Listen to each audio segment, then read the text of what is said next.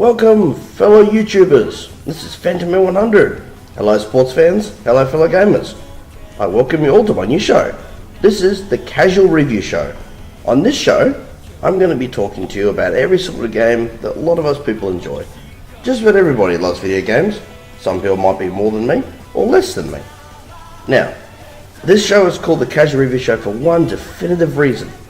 Whenever I watch a review for a video game that I'm interested in, I always take careful note of the things they talk about that are positive and negative about the game. But then a lot of people insist on giving a score at the end. Now I understand the idea behind scores, but I personally don't see the point. I mean, if you watch a review and they tell you lots of great things about the game and you get really invested and you think, oh gee, this looks like a lot of fun, I think I'm going to enjoy this.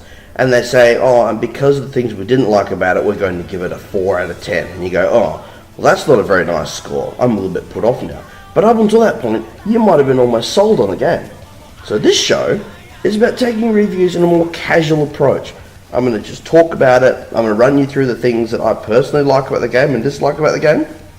But as a whole, we're just going to look at it for what it is. I'm not going to give you a score that's going to define whether you want to try it out or play it for yourself. It's just going to be about what's great about the game and what we all enjoy. And you can decide for yourself whether you want to play it and possibly score it in your own way if you wish to afterwards. So this is just a casual look at games, and it just makes it easier for us to decide whether we want to play them or not. So that is the reason for me making this show for everybody, so I really hope you enjoy it. So the first game that we're going to be doing for this show is one that's close to my heart personally. It's the latest game from the DragonBall universe. I bring to you DragonBall Xenoverse. This is the PS4 version of the game. It's also available on Xbox One and the previous consoles as well. Now, Dragon Ball is a very important game to me because it's an anime that got me into every other anime. So this is a very important series to me. And a lot of the games that they've done in the past have been very good for different reasons. Some have lacked in certain things and some have brought new things to the feature. This game has got a really good character roster and it builds on a lot of things that other games have brought in and makes things a lot of fun. The game before it, Dragon Ball The Battle of Z, was a good game, but it was online only, which hurts some people, especially for us Australians. If you're like me and you're Australian, give a shout out. We don't have the best internet connection, so an online only game of that magnitude wasn't very effective.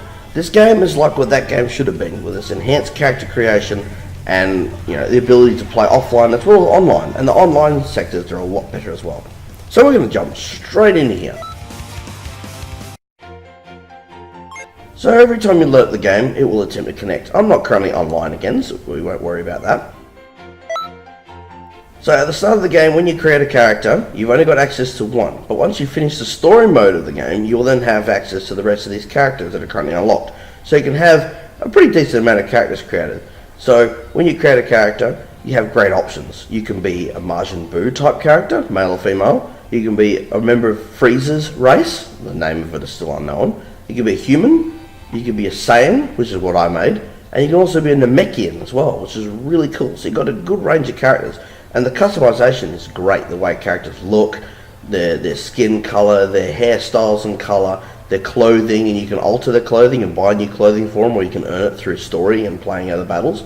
It's really good. It's like an MMO style game in the customization that you have, so you can really create a character that's really unique to you. A lot like what Budokai Tenkaichi did for us a little while back. So this is my Saiyan, he's Lazarus, he's level 43 at the moment. I'm not currently aware of what the level cap is, I haven't actually finished the game yet.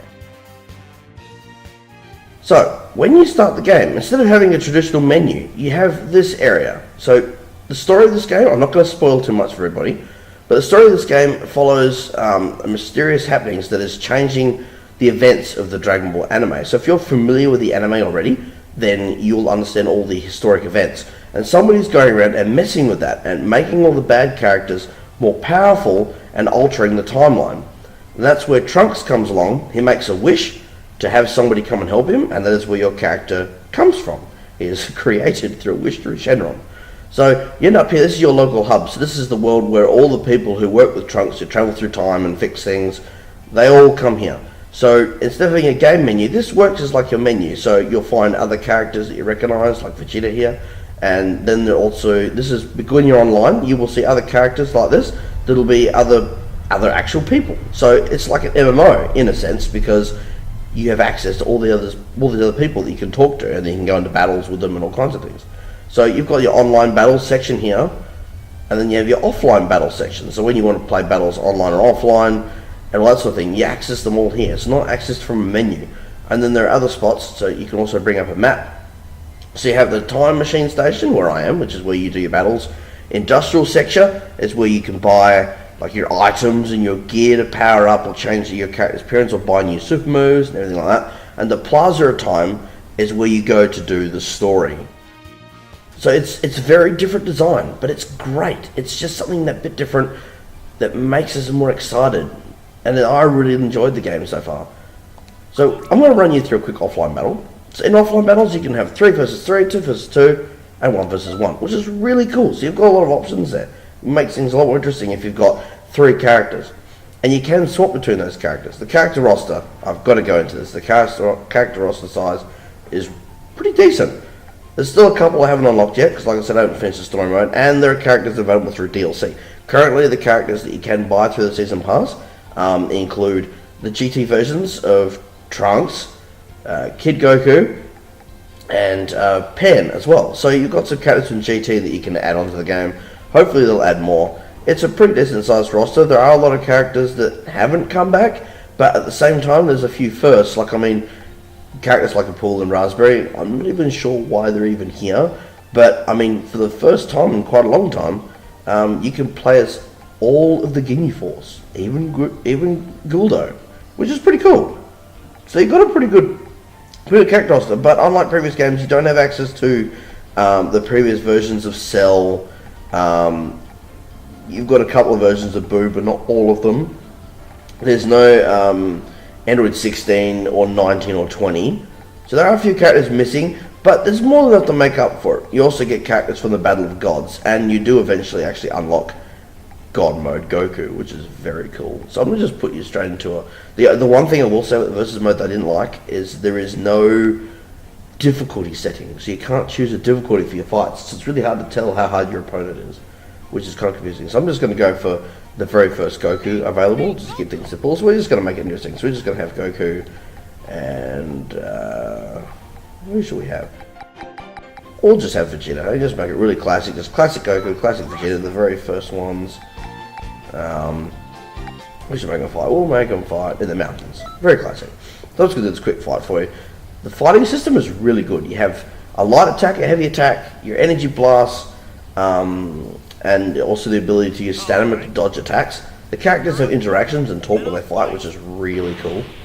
You have a lock-on system, so you can lock onto characters. It's very open. The fights are very open. As you can see, you can fly around and go wherever you want. It's very, very cool. I love this idea. That's what I like about Battle of Z, but of course, being an online game was kind of annoying. So it's very hard to tell the difficulty. Sometimes the AI will be very forgiving, and sometimes they get very aggressive. So you can also play as your creator character in these modes as well. And as you level him up, his health and his stamina gauges and stuff will all change in size. So you can actually build a character depending on what type of fighting style you have. And you can also, they can learn different moves because there's a mentor system. So when you're playing the story, characters will turn up in the hub. Like, for example, my mentor at the moment is Vegeta. So by working with him and training with him, I can learn his super attacks, which is very cool. Go through Super Kamehameha super attack. So super attacks are very flashy. They consume a lot of ki though, so you have to build up ki by landing attacks. You can also learn abilities that charge it as well. Different characters have different abilities, but you can equip those to your creative character. I love the graphics in this game. They went for a different art style. Budokai Tenkaichi was a really cool looking game. They went obviously for a bit more solid look about it, but this has more of a cel shaded look. I really like the Naruto Storm games, which also is another series I really love. But by doing this, they made it so that it could be more lifelike. They can animate it better. The characters have more expression when they're fighting. It's really good. It just looks stellar. It's one of the best looking Dragon Ball games I've ever seen. And me, a game so close to my heart, it just means a lot how well they did it. I do love the combat. The only thing I would say is that when combat finishes, it just kind of, hangs there like that. They do a bit of dialogue, but they don't animate while they talk. So Goku had like a thing that he said there when he won, like probably taunting Vegeta, but he didn't speak or anything, whereas like Budokai Tenkaichi they had cool endings where characters would have a little animation and say something quirky. But, you know, there's some things you'll lose. You won't get it all in every game. But I really enjoy this game. It does get hard though. The story mode is very punishing. It gets hard very, very quickly. I'm currently up to around, for those familiar with the story, I'm currently up to around the Boo Saga, and it gets quite hard. You'll find that once you finish one section, you'll have to start going and doing extra quests, online and offline parallel quests, where you just do missions. You know, beat a certain character in a certain time, or beat a group of enemies, so you can level up your character, so you can gain more health and more strength and everything else to your attributes. This is your menu where you can customize your character. So you need to be able to get... So my character's level 43, and I'm still finding it hard in the story mode at the moment. It gets harder and harder really quickly. And because there's no difficulty setting, it's really hard to tell. But, you know, you get that. A negative's a negative. But this game is great. It's awesome. It has all the things that you love about Dragon Ball. It's different. Instead of playing through the story for the 100th time, it gives us, you know, a different telling of the story where you're trying to fix the timeline. So it's really great for fans who have been into the game and the series for as long as I have.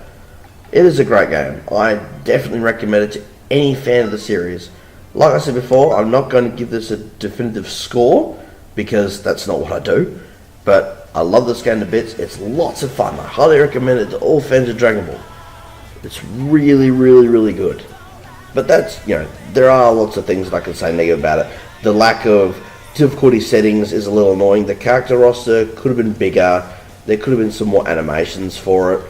But as a whole, for what it gives us compared to previous games, they did a great job on it. And so if people love it enough, I think that if they did do a sequel to this game and address some of those things, put some more stuff back in, increase the roster, maybe not make us pay for new characters, I think it'd be terrific. To be honest, it would be, if I had to score it, it'd be pretty high. So that is my review for Dragon Ball Xenoverse. My first review I've done. I really hope everybody enjoyed it. I really hope that you pick up this game if you're a fan and you enjoy it, because I definitely did, and I highly recommend it.